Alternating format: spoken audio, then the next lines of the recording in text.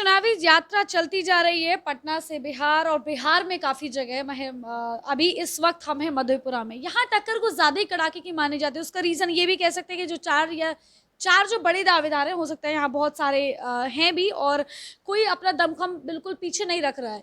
लेकिन मेन चीज़ यहाँ पे कि ये यहाँ जो चार बड़े दावेदार हैं वो अपने आप में अपने एक ख़ास इमेज रखते हैं, ख़ास पार्टी से बिलोंग करते हैं, और ख़ास उनके बारे में एक लाइन ज़रूर कही जा रही है। दो के बारे में तो मैंने बता दिया। आज हम तीसरे जने जो यहाँ बैठे हैं, हमारे एक और कैंडिडेट, उनके बारे में बताना चाहूँगी। इनका एक मोटो है फिलहाल नंगे पैर लड़ने का, वो तो हम जानेंगे रीज़न क्या है उनके पीछे। इस वक्त मेरे साथ है साकार यादव जी। सर बहुत बहुत स्वागत है मेरे साथ मेरे चैनल पे आपका। धन्यवाद। फर्स्ट क्वेश्चन मेरा यही है कि नंगे पैर क्यों? देखिए, कुछ भी पाने के लिए त्याग करना पड़ता है। आप लोग यहाँ नए हैं, जो पुराने पत्रकार हैं यहाँ पूछिएगा। तो करीबन 1 साल पहले मैंने ऐसे ही कुछ किया था, जब सहरसा से मधेपुरा 22 किलोमीटर का पदयात्रा किया था। और वो इसलिए क्योंकि यहाँ पे सड़क का हालत बहुत ख़राब था, और मैं ये बोल के किया था कि यह एक जन चेतना है, लोगों को जगाने के लिए है। और यह मुझे विश्वास नहीं हुआ कि उसके कुछ दिनों के बाद पूरा कोसी 3 डिस्ट्रिक्ट्स का होता है, 3 जिला का कोसी माना जाता है यहाँ पे। तो ये कोसी कमिश्न, ये जो 3 जिला है, सहरसा, सुपौल और मधेपुरा, जनता ने खुद इसको कंप्लीट लॉकडाउन कर दिया गया था। इसको एक दिन के लिए कोई दुकान नहीं खुली थी, कोई रोड पे नहीं दिख रहा था, बस इस विरोध में कि सड़क हमको चाहिए। हम अपमानित महसूस कर रहे हैं कि हमको ऐसा सड़क। आप समझिए, हमारे यहाँ आए हैं, आप जैसे कुर्सी में बैठे हैं, हम भी उसी कुर्सी पे बैठे हैं। सोचिए हम आपको एक टूटा हुआ कुर्सी दे दें तो आपको ख़राब लगेगा, आप मेरे पास वापस नहीं आना चाहेंगे। तो उसी तरह यहाँ की जनता अपमानित महसूस की है। बल्कि मुझे यह समझ आया कि बिना त्याग का कुछ नहीं मिलता है। और पीछे में देखिएगा तो गांधी जी हों, जेपी नारायण जी हों, हमारे चिराग पासवान जी, वो भी अभी त्याग किए। तो बिना त्याग का नहीं मिलेगा। तो मैं ये लोगों को दिखाना चाहता हूँ कि हम लोग आपके लिए त्याग करना चाहते हैं, चाहे चिराग पासवान जी हों, चाहे साकार यादव हों, और आप लोग के लिए काम करना चाहते हैं। विपक्ष को यही नहीं लगेगा ये राजनीति एजेंडा है? क्योंकि यहाँ पे एक चीज देखी जा रही है बिहार की राजनीति में, पहले 5 साल थोड़ा बहुत सेवा करो और बाद में आप सीट किसी न किसी सीट से चुनाव में खड़े हो जाओ। तो विपक्ष को तो यही लगेगा ना कि ये एक हथकंडा है। देखिए, विपक्ष कुछ बोले तो विपक्ष तो मौन है। हम लोग तो चाहते हैं, हम लोग तो विपक्ष पे एक के बाद एक चीज़ निकाल रहे हैं। विपक्ष कुछ बोले तो देखिए, अभी जिस दिन नामांकन करके आया था तो उस दिन विपक्ष अभी दूसरे लोगों को बोलने में ज्यादा बिजी है। हाँ, विपक्ष दूसरे बोलों को बोलने में ज़्यादा बिजी है। लेकिन ये बात बताऊँ, एक बड़ा रोमांचक किस्सा है जो आप लोग के दर्शक जानना चाहेंगे। जिस दिन नामांकन करके आया तो एक पत्रकार ने मुझसे पूछा कि इस बार आपका मुद्दा क्या है। तो मुझे बहुत अजीब लगा। तो मैंने क्या किया, बोला आइए, वहाँ एक नाला था। मैं नाले में जाके, इतने बड़े गड्ढे में, बहुत गंदी नाली, मतलब आप शायद देखेंगे, एनडीटीवी पे आया था, यहाँ आया था, आप देखेंगे। मैं बोला अब आप बताइए, आपको अभी भी मुद्दा दिख रहा है कि आप चाहते हैं कि मैं मुद्दा क्या बताऊँ। वो न्यूज़ हर जगह फैल गई और मैं प्रेस से बात कर रहा था। विपक्ष ने प्रशासन पे दबाव डाल के मुझ पे केस कर दिया कि यह उल्लंघन है कानून का, इन पे केस कर दीजिए। केस यहाँ के विधायक पे नहीं हुआ, केस नीतीश सरकार पे नहीं हुई कि सड़क खराब है, नाली में इतना नाली है, वहाँ पे बच्चे बीमार पड़ रहे हैं, केस हम पे हो रहा है। तो विपक्ष तो बोल रहे हमको इस बात का चिंता नहीं है। क्या मुद्दे हैं फिर आपके? मेरे मुद्दे बड़े सरल हैं। इसलिए इसलिए पूछा कि जनता को कहीं ना कहीं ये चाहिए होता है कि वो वोट क्यों करे। अब इसे मैनिफेस्टो कह लीजिए या अपनी भाषा में कुछ भी कहें, लेकिन जनता तो जानना चाहेगी ना। देखिए, सबसे पहले बताऊं कि चिराग पासवान जी के नेतृत्व में हम लोग लड़ रहे हैं। हमारे राष्ट्रीय अध्यक्ष हैं एलजेपी के, हम लोग का चुनाव चिन्ह बंगला है। और उनका मुद्दा जो है, उनका जो पंच लाइन मोटो है, वो है बिहार फर्स्ट, बिहारी फर्स्ट। जितने लोग यहाँ चुनाव लड़ रहे हैं वो लोग कुर्सी के लिए कर रहे हैं, और हम लोग विकास के लिए लड़ रहे हैं। वो लोग इसलिए कर रहे हैं कि हम पे राज कर सकें, और हम लोग इसलिए कि हम बिहारी होने पे नाज कर सकें। ये बहुत क्लियर है। ये हम लोग वो सारे काम करना चाहते हैं जिससे हम लोग अपमानित नहीं महसूस हों, हम लोग बिहारी होने पे गर्व कर सकें, और हम लोग यहाँ पे सब सुख सुविधाएं हमको मिले। इस मोटो बिहार फर्स्ट, बिहारी फर्स्ट में मैंने 2 और पंक्ति ऐड की है, वो है यू फर्स्ट, मतलब मधेपुरा की जनता फर्स्ट, मधेपुरा की जनता फर्स्ट तो मधेपुरा फर्स्ट, मधेपुरा फर्स्ट तो बिहार फर्स्ट, बिहार फर्स्ट तो बिहारी फर्स्ट। इस बार बीजेपी का मुख्यमंत्री एलजेपी के सपोर्ट से बनने वाला है। आपके माध्यम से ये मेरा पर्सनल सवाल है, ये किसी की तरफ से ये यूं कहें कि मैं कलाकारों की तरफ से पूछना चाहती हूँ, क्योंकि आप मुझे अच्छे आंसर मुझे लग रहा है कि आप शायद दे पाएंगे, इसलिए मैं आपसे कर भी रही हूँ सवाल। हर चीज़ का ख्याल रखा जाता है, आप भी बहुत चीज़ों का ख्याल रख रहे हैं, चुनाव प्रचार प्रसार में जो कलाकार इतना साथ देते हैं उनकी बेइज्जती क्यों? कौन से कलाकार साथ दे रहे हैं जिसकी बेइज्जती हो रही नहीं, साथ तो काफ़ी देते हैं, छोटे-छोटे प्रचार प्रसार के माध्यम से, या यूँ कहें कि पार्टी में जितने कार्यकर्ता होते हैं, मतलब सबको आप एक तरफ से देख लीजिए, है? उनका भी सम्मान किया जाना किस चाहिए। कार्यकर्ता को लगता है यहाँ पे, किस कार्य को लगता है कि हम लोग कार्यकर्ता को भरपूर सम्मान देते हैं? हाथ उठाइए, भरपूर सम्मान देते हैं। कार्यकर्ताओं को सम्मान मिलना भी चाहिए, और ये सवाल इसलिए नहीं कि आप ऐसा करते हैं, मेरा सवाल इसलिए कि अक्सर हम चुनाव में देखते हैं और मुझे अभी तक कोई ऐसा दिखाई नहीं जो इस पे आंसर मैं ले सकूं। आप देखे तो पूछ लिया। नहीं, मैं अभी भी नहीं समझा कि किसका अपमान कौन करता है। हम हाँ, लोग मैं समझाती हूँ। अक्सर क्या होता है, जब चुनाव होता है तो चुनाव लड़ता ज़रूर एक इंसान है, लेकिन उसके पीछे बहुत बड़े लोग होते हैं, गाँव वाले या सहयोगी, औरतें, बच्चे, बहुत सारे कार्यकर्ता और कलाकार, जो अपने कला के माध्यम से भी प्रचार प्रसार करते हैं। अक्सर देखा जाता है कि चुनाव के बाद बेचारे या तो पेमेंट के लिए या कार्यकर्ता 2-4 साल बाद पार्टी छोड़ देते हैं। बहुत अच्छा उदाहरण। इसके पहले भी मैं चुनाव में के प्रचार प्रसार में चुनाव में हिस्सा ले चुका हूँ, और हमारे साथ जितने नुक्कड़ नाटक के टीम सब थे, वो लोग पिछले 1 दशक से मेरे साथ जुड़े हुए हैं। कहीं जाते हैं तो मेरे साथ जुड़े हुए हैं। वो लोग, उसमें से एक जो है उस एक फिल्म में काम कर रहा है तो हम लोग उनको मदद कर रहे हैं। एक जो है कुछ खेती का काम कर रहा है तो हम लोग मदद कर रहे हैं। हमारे यहाँ ये नहीं होगा। यह सोच तो मैं समझ ही नहीं पा रहा हूँ कि जो आपका मदद करेगा उसको क्यों अपमान करेंगे।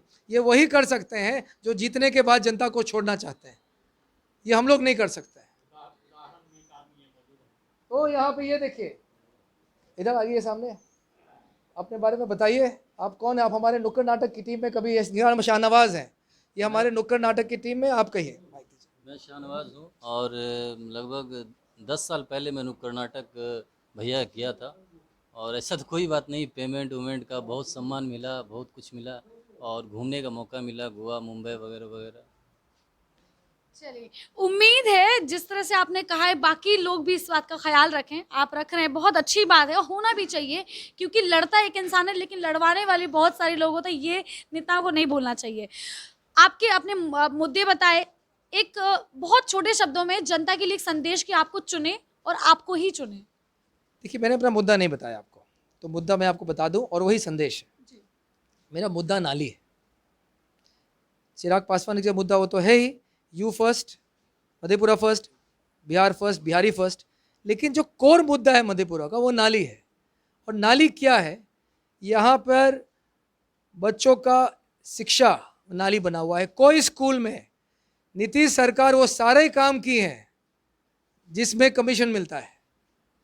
स्कूल की बिल्डिंग बन गई है, अंदर चौक नहीं है। स्कूल की बिल्डिंग बन गई है, अंदर शिक्षक नहीं है। तो यहाँ पर बच्चों का शिक्षक नाली बना हुआ है। बच्चों का शिक्षक नहीं, बच्चों का शिक्षा। यहाँ पर युवाओं की रोजगार भविष्य नाली बनी हुई है। यहाँ पर किसान की आमदनी नाली बनी हुई है। मकई का दाम 1800 से घट के 900 हो गया, एक आदमी हल्ला बोलने के लिए नहीं है। यहाँ पर महिलाओं की इज्जत नाली बनी है। यहाँ वृद्ध का सम्मान नाली बना हुआ है। यहाँ सड़क भी नाली बनी हुई है। यहाँ नाली ही तो मुद्दा है। और हम लोगों से अपील करते हैं, इस बार एक मत होके, बहुमत देके, इस बार हम लोग को, चिराग पासवान जी को, साकार यादव को जिताइए, और हम लोग आपको चमत्कारी काम करके दिखाएंगे। और हम लोग के मैनिफेस्टो में सारी चीज़ लिखी हुई है, आप लोग हमको इस पे मापदंड कर दीजिए। इस बात से, नीतीश जी के विकास के मापदंड से हम सहमत नहीं हैं, जहां वो यह कहते हैं कि बिहार में उद्योग नहीं खुल सकती क्योंकि ये समुद्र के पास नहीं है। हम लोग भूगोल के अच्छे विद्यार्थी रह चुके हैं, ज्योग्राफी खूब पढ़े हुए हैं। ये हमको मालूम नहीं कि नोएडा के पास, आप दिल्ली से आए कहे हैं, वहाँ समुद्र कहाँ झांकते हैं, छत के ऊपर से समुद्र दिखता है क्या? कहाँ समुद्र है? या सरस्वती नदी की तरह अंदर कहीं पे है तो बताइए। तो हम लोग मान जाएंगे। दूसरा चीज़ वो कहते हैं हम इस बार जीत के आएंगे, तो वो कहते हैं कि हम लोग हर खेत तक पानी पहुंचाएंगे। हम इस चीज़ के लिए प्रणाम करते हैं उनको कि कम से कम 60-65 साल के बाद, कम से कम 15 साल के राज के बाद उनको किसान तो दिखे, पता तो चला कि बिहार में खेत भी है, उसमें पानी और कनाल नहर जो बंद पड़ी है वहाँ पे पानी भी चाहिए। देखिए समय का फेर है। वो हमेशा बोलते रहते हैं नहीं वोट दोगे तो 15 साल पहले का याद रखो। अरे 15 साल पहले तो चीज़ खराब थी, तभी तो आपको लाया गया। अब समय वापस खराब हो गया है, तो अब समय वापस बदलने दीजिए। अब नीतीश जी का समय गया, अब भाजपा और लोजपा की सरकार बनने वाली है। अरे वाह, बगल में पप्पू यादव जी, चंद्रशेखर जी और निखिल मंडल जी भी हैं। टक्कर कहीं हैवी नहीं पड़ने? आपको नहीं लगता कि टक्कर बहुत कड़ाके की है इस बार? कौन है निखिल? निखिल जेडीयू से कौन है? जेडीयू से निखिल मंडल जी हैं और चंद्रशेखर जी हैं आरजेडी से, और पप्पू यादव तो आप जानते ही होंगे।